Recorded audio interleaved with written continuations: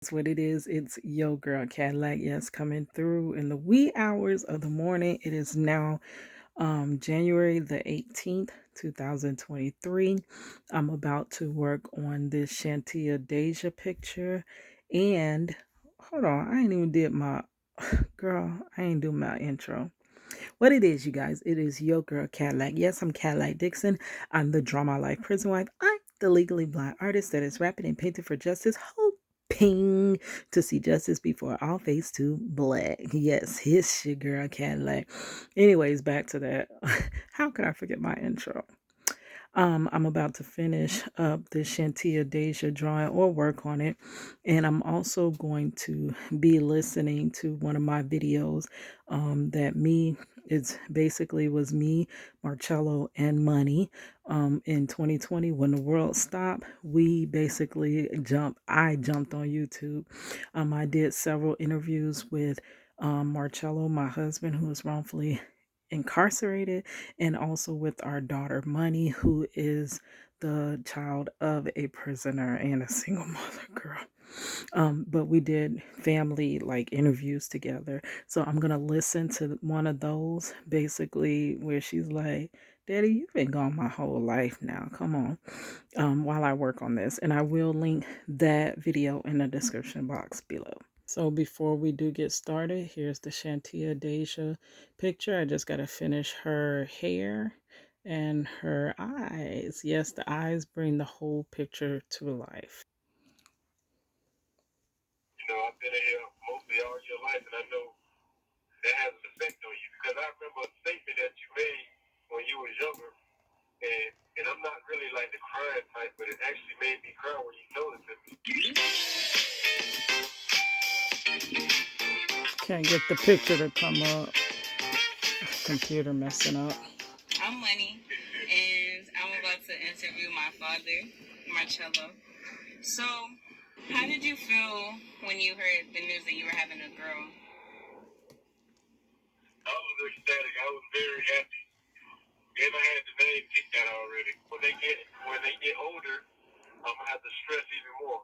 I'm gonna have to find some way to protect. But now that's hard to do from here. Okay. So you say you always wanted to be like a father. So did you want a girl or did you want a boy? I wanted a daughter, but I also really I wanted twins. The computer is acting up. Hold on. Okay, it finally opened back up. Struggling to hold this to record. Y'all see my shadow right there. And I'm trying to look at the picture there of her. So, girl, whatever. Let's try it. Daughter, protect the sister. And that way you would always have someone to turn to. Okay. So, how do you feel like? Do you regret moving to Orlando, or do you like? Are you? How do you feel about it? Like moving to Orlando? I really don't. I really don't regret moving to Orlando or even coming to Florida because, for one, I wouldn't have met my wife, and then we wouldn't have had our daughter. My daughter's very precious to me, so we wouldn't have had her if I would have never came to Orlando. So really, it was a blessing. Did you like it down here? Like when you moved down here? I know it was like a new experience. Like, how did you feel? I felt kind of free because I was getting away from a crazy situation. My mama had got married, and me and her husband weren't getting along. Plus, Carolina it's like a slow state, laid back. But when I got to Florida, it was kind of like fast paced, and it was like seemed like it was more to do. So it was like a great experience until one unfortunate day. Do you feel like your mom is a part of the reason why you're where you at now, or no? Okay, help me understand this question. Like the lack of like communication, the lack of like you said you felt a lack of love. Do you feel like that's a part of the reason why what happened? No. Me coming to Carolina, coming to Florida or being in prison? Like being in prison. No, it hasn't. She played no part whatsoever in it. I believe I came to prison because I was at the wrong place at the wrong time around the wrong person. You know, even family could be bad people to hang around. They can get you in trouble. Even though you may not intend to get in trouble, but being around the wrong person, that's what got me in here. That's pretty much the only thing I regret about being in Florida. That one day, Picture keeps it timing out. basically almost outweighed all the good that occurred. And do you feel like the families that stopped talking to you when you went to prison, do you feel like you could forgive them and talk to them again? Of course. You know, because I got a personal relationship with God, so it said I must forgive in order to be forgiven. So I have to forgive. That doesn't mean that I have to forget. But I gotta be a stronger person and forgive everyone that has done me wrong in order to move forward and heal. So I forgive everyone. I even still communicate with them. And then with me graduating, how did that make you feel? Like realizing that so much time had passed. Really, I looked at the positive side of that. My baby girl graduated from high school and is now going to college. That's like a very, very proud moment in my life. That made me prouder than anything that I have accomplished in my life. And it made me feel good that she made it faster than I did because I didn't even get to finish high school. And then for her to graduate high school and go to college, that's a blessing in itself. So that's one of the prouder moments. So when you feel yes, sad, I am proud of it. thank you. When you think about your situation, like how do you cope with being like sad or like depressed? I don't really think about how it makes me feel because I get over things very quickly. I think about how it makes you and your mother feel. That's what I think about. Me being in this situation, the effect that it has on y'all.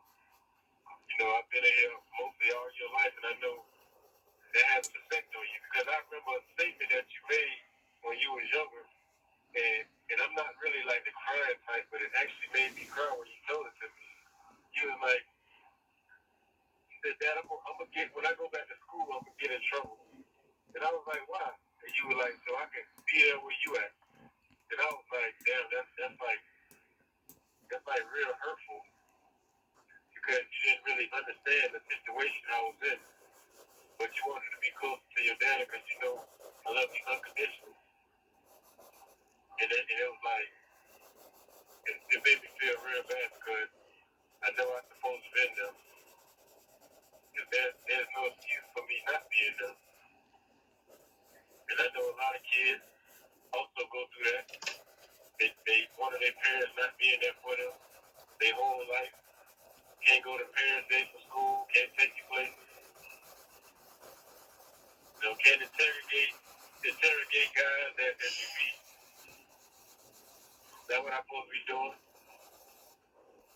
So how do you think like if things were different, how do you think everything would have turned out? Like, do you think this happened for a reason, or how do you feel about it? It seems like everything happened for a reason, but if I was there, I feel like we all would have had a closer family relationship. And there's no telling what we may have accomplished. I can't really say or guess or assume. But one thing I do know, it would have been different because I would have showed up at every school day where the parents are required. I would have missed not one birthday. Anytime you would have failed, I would have been there to pick you up, show you how to ride a bicycle, be your first step. All that would have been different. All that is what matters. That outweighs anything. Winning the lotto doesn't even compare to the moment that I could have been there. I'd rather have seen the moment, been there for the moment, than hit the lotto. So do you feel like if you get out, is it gonna be awkward? Like, how do you feel like it's gonna be awkward between me and you, or me and you and my mom? How do you think? It'll be awkward for you because I'm gonna be interrogating these dudes that you be talking to. Yeah, I'm showing up at movie theaters. You know, wherever you go, I might show up at any given moment. Okay, what is your intention with my daughter? Who are you? What you saying? I'm gonna be like the detective. So it's gonna be a little complicated for you, because I gotta make sure that you protect it at all times. You gotta make sure you don't get hurt on my watch, even if you grow. We got about 4 minutes, so I'm gonna interject and ask one question. So, how do you two keep your relationship going? Since if she was really young when you left, and she was attached to you, she was completely attached to you. How did you guys manage to keep a relationship just to inspire others that have fathers that are not necessarily physically there, but how can they keep that relationship as well with their fathers? Well, I feel like a tip for anybody is like to be open about the situation. Like, I mean, in this situation, yes, it happened, but it wasn't necessarily my father's fault, and I know that. So you have to be open and forgiving, because sometimes people go through stuff to where you don't even know. So you just gotta forgive and like be open, talk to one another. So that's my advice. Marcello? Communication. Because I make it my business to always try to communicate, make sure that my baby girl all right, hearing her voice, know that she's all right, checking up on her. If I can help her with her homework, even though she ain't college, I would. But these phone calls and visits, they make a big difference. Sorry for this shadow. So through you being loyal and making sure that I was always part of her life, that's a blessing in itself. And I'm forever grateful for that. You brought that up because I always, some people, they don't tell their kids where their father is. Of course, I used to take her to visit, and she didn't realize. She just thought it was a house, and she said she wanted to go to Daddy's house. But as she got older, I never hid it from her. I always let her know where you were and what happened and what put you there.